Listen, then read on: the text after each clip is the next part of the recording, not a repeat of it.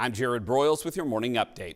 A Topeka woman has been charged in a fatal motorcycle crash from late last year. Prosecutors filed 10 counts, including involuntary manslaughter while under the influence and second-degree unintentional murder against 36-year-old Shayna Estes.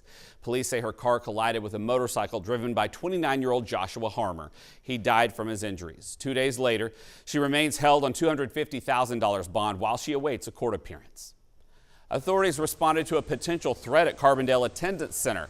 Officers with the Carbondale Police Department and Osage County Sheriff's Office investigated, determining the threat was unfounded. Still, additional officers are being posted at all the schools in the district for additional patrols, visitor checks, and surveillance.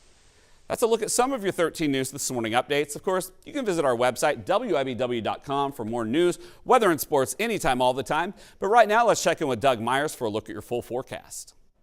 All right, it is going to be a bit on the chilly side today as a frontal boundary is pushing through this morning. That's increasing the winds, and it is going to be a fairly breezy day today, upper 50s and low 60s. Wind gusts around 25 miles per hour for much of the day. You can see sustained winds out of the northeast, about 15 to 20 miles per hour this morning, and then generally around 15 miles per hour by the afternoon. A little bit lighter winds for the afternoon, relatively speaking. Becoming light to calm tonight, and that will allow temperatures to plummet with temperatures near or below freezing for all of northeast Kansas, and that is why we have a freeze warning in effect tonight into tomorrow morning. So what do you need to do to prepare for this? Cover or bring inside any sensitive plants that you might have. Good time to test your heater to make sure it's working. The last thing you want to do is turn your heater on for the first time in November where it's a lot colder, and it's going to be colder for a more extended period of time than what it will be for this week, and you're waiting to get it fixed in a cold house or apartment. So be mindful of that, and of course bundle up tomorrow morning. And if you do park outside, give yourself some extra time to scrape some frost off your windshield as well.